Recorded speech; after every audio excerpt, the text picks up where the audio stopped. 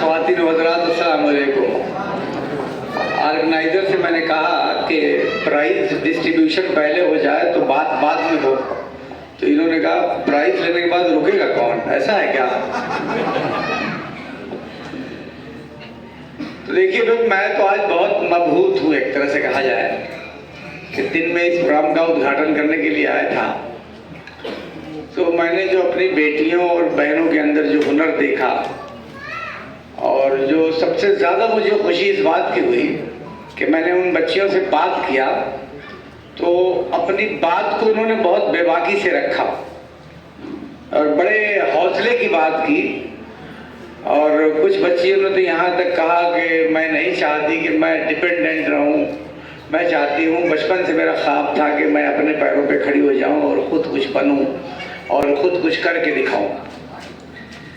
तो ये क्वालिटी तो देखने को यहाँ मिली, लेकिन मैं सबसे ज़्यादा हैरान जिस बात पे था कि हमारे मऊ शहर में इतनी खूबियों के मालिक लोग यहाँ मौजूद हैं, नौजवान लोग जो बहुत कुछ यहाँ से कर रहे हैं और बहुत सारा प्रोडक्ट अपना तैयार कर रहे हैं और उसे ऑनलाइन दूसरी जगहों तक पहुँचाते हैं।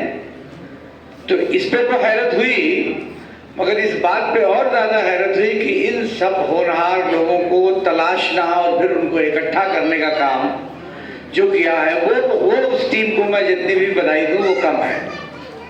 और बल्कि दिन में मैंने ये बात कही कि ये तो प्रोग्राम बहुत खूबसूरत है और बहुत हासिल वाला ये प्रोग्राम है, तो क्या ही खूब हो वो इस प्रोग्राम को, लेकिन जितने मेहनत से इस प्रोग्राम को किया गया उसके लिए एक दिन शायद मुद्दत कम थी।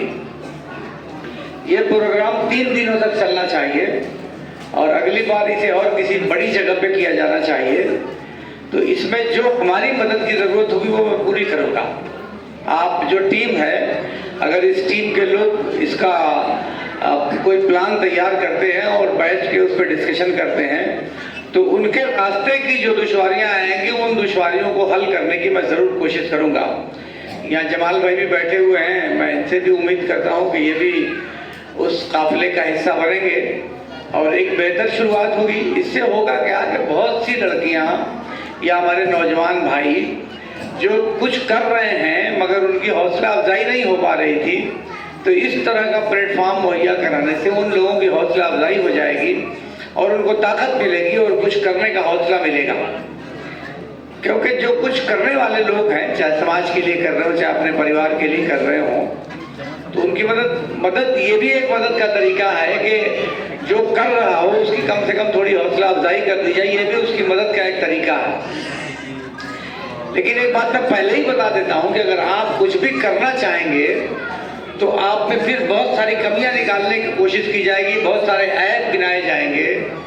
तो चूंकि देखिए, तनकीद करना दुनिया का सबसे आसान काम है, इसमें ना अक्ल का खर्चा है, जमाल भाई ने पैसे का खर्चा है, और जो कुछ नहीं करता ना वो यही करता है। तो ऐसे लोगों से आप सावधान रहिए और इससे घबराने की कोई ज़रूरत नहीं है। जो कुछ करेगा वही कुछ भरेगा, जो तैरेगा वही डूबेगा, और जो कुछ करना चाहता है उसी के सामने दुश्वारियां आती हैं। जो दुश्वारियों से घबराते हैं वो घर बैठ जाते हैं और जो दुश्वारियों से टकराते हैं वो आसमान की बुलंदियों में चले जाते हैं। एक ख्वाहिश, चूँकि नौजवान लोग ही यहाँ ज़्यादा मौजूद हैं, तो मैं एक बात सिर्फ कहा कि अपनी बात ख़त्म करूँगा कि अपने मन में ये ख्वाहिश पैदा करिए कि लोग अपनी शनाख्त को आगे बढ़ाने के लिए आपके मन में ख्वाहिश होनी चाहिए, अपनी पहचान के लिए आपके मन में ख्वाहिश होनी चाहिए। बहुत से लोग आप कहें कि नहीं मुझे तो कोई ख्वाहिश नहीं कि मैं नाम के लिए नहीं, लेकिन नाम के लिए मरना चाहिए। जैसे बहुत से लोग ये कहते नहीं जो करता है सब नाम के लिए करता है, मैं कह रहा हूँ नाम ही के लिए यार करो तो सही। और जिसको नाम का शौक नहीं होगा, जिसको इस बात का शौक नहीं होगा कि लोग समाज में मेरी तारीफ करें, मेरे सामने भी मेरी तारीफ करें, मेरे न रहने में भी मेरी तारीफ करें, वो समाज का बिल्कुल नाकारा आदमी होगा ही जानवर। जो कारगर होगा ना, कैसे ही शौक पैदा नहीं होगा भाई। अगर जो आप करना चाहते हैं तो आपकी ख्वाहिश होनी चाहिए कि मैंने कोई अच्छा काम किया तो लोग उसकी तारीफ करें। ये नेचुरल है भाई, अल्लाह मियाँ को भी तारीफ पसंद है, तो हम तो उसी के बंदे हैं, तो इसमें कोई बुराई की बात नहीं है। तारीफ का ख्वाहिशमंद होना, इसमें मेरी नजरों में कोई बुराई नहीं है। और मैं अपनी बात बताऊं कि मुझे तो मुंह पे भी कोई तारीफ करता है तो कोई टोकता है तो मैं उसे मना करता हूँ, करने दो ना यार, ठीक तो लग रहा है, क्या हो रहा है। अब पीछे को तारीफ करे दे, सच्ची कोई बात ही नहीं है। मैं ये बात इसलिए कह रहा हूँ कि ये खलिश जो है ना दिल के अंदर से निकलनी चाहिए, और जिसके अंदर ये ख्वाहिश होगी वही समाज के लिए मुफीद होगा और वही समाज के लिए 2 कदम चलेगा। और जिसके अंदर ये ख्वाहिश नहीं होगी तो वो समाज के लिए नहीं चलेगा। देखिए दिलों का हाल तो अल्लाह जानता है ना, मुहासबा हमको इनको थोड़ी ना हिसाब देना है यार, हमको तो हिसाब ऊपर वाले को देना है। और ऊपर वाले ने आपको जो कुछ दिया उसका मुहासबा करेगा, इस बात को याद रखिए। चाहे आपको दौलत दिया है तो मुहासबा होगा, आपको इल्म दिया है तो उसका भी मुहासबा होगा, और अगर उसने आपकी जुबान में कुव्वत दी है तो उसका भी मुहासबा होगा कि मैंने तुम्हारी जुबान में कुव्वत दी थी तो तुमने समाज के लिए और लोगों के फायदे के लिए अपनी इस जुबान का और अपने इल्म का इस्तेमाल क्यों नहीं किया, तो इसका भी मुहासबा होगा। तो जो कुछ कुदरत ने आपको अता किया है उसका इस्तेमाल लोगों के फायदे के लिए करिए, और मन में ये ख्वाहिश पैदा करिए कि कोई मेरी वजह से मुस्कुरा दे, मैं किसी की, कोई मेरी वजह से खुश हो जाए, ये मन में ख्वाहिश होनी चाहिए। और ये ख्वाहिश जब आपके मन में होगी तब आप बेनियाज हो जाएंगे कि पीछे कौन गाली दे रहा है, इसका कोई मतलब ही नहीं होता। गाली भी देता है तो कुछ देता ही है, इसलिए इसकी चिंता से ऊपर उठिएगा, तब आप इस तरह के और भी बहुत सारे आयोजन करिएगा। अभी आज आपका प्रोग्राम खत्म हुआ है, कल बहुत से लोग आपकी तारीफ करने वाले मिलेंगे, तो बहुत से लोग इसकी कमियां गिनाने वाले मिलेंगे, बहुत से लोग इसके ऐब गिनाने वाले मिलेंगे, मगर इसका कोई मतलब नहीं है। मैं उम्मीद करता हूं कि इस तरह की तकरीबात होती रहेंगी जिसमें हमारे नौजवान बच्चे और बच्चियां शामिल हों। मैं इस बात का बहुत कायल हूँ, और हर फंक्शन, हर प्रोग्राम में इस बात में आवाज़ उठाता हूँ कि कोई भी ऐसी तकरीब जिसमें ख़वातीन शामिल न हो, मेरी नज़रों में वो ज़ीरो है, बिल्कुल बेकार है।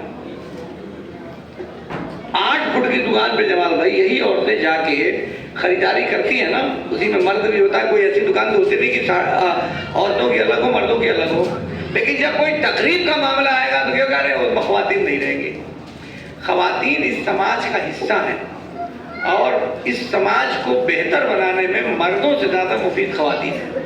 इसलिए ख़वातीन को हर प्रोग्राम में मदऊ करिए और उनकी सलाहियतों को नापिए और उनकी सलाहियतों को समाज तक पहुंचाइए, क्योंकि उनके अंदर सीखने की सलाहियत मर्दों से ज़्यादा है, और डिसिप्लिन और वक्त की पाबंदी भी हमसे ज़्यादा है।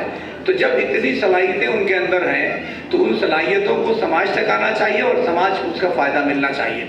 मैं उम्मीद करता हूं कि आज का ये प्रोग्राम बहुत ही कामयाब रहा है, और आखिरी जो एक तरह से प्राइज डिस्ट्रीब्यूशन का जो प्रोग्राम है कि जिन लोगों ने अच्छा काम किया है उन्हें शायद नवाजा जाएगा।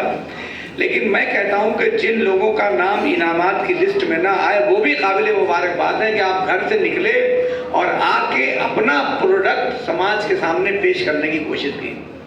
जो कुछ आपने तख्लीक किया है, जिन चीज़ों के आप खालिक हैं, खालिक के नेचर में है, तख्लीक करने वाले के नेचर में है कि वो अपनी तख्लीक शुदा अशिया को लोगों तक पहुंचाए और लोग उसके बारे में जाने। जैसे कोई शायर अगर एक शेर तख्लीक कर देता है तो उसकी ख्वाहिश होती है कि मैं लोगों को सुनाऊं। एक साहब थे, चौक पे खड़े थे तो देखा कि एक आदमी भागा जा रहा है सरपट, और उसके पीछे एक आदमी दूसरा भागा जा रहा है, तो उसको रोका उसने। कह रहे क्या बात है? कहते यार उसने अपना शेर सुना दिया, अब मेरा शेर सुने बिना भाग रहा है। तो इस तरह की ख्वाहिश होती है। तो मैं इसी पे अपनी बात को ख़त्म करता हूँ और तमाम लोगों को बहुत दिल की गहराइयों से मुबारकबाद देता हूँ कि मऊ को तरक्की याफ्ता शहर बनाने में एक नई शुरुआत आपने की है। मुझे यकीन है कि हम इस कदम को और आगे बढ़ाएंगे और आसमान की बुलंदियों तक ले जाएंगे। Thank you very much.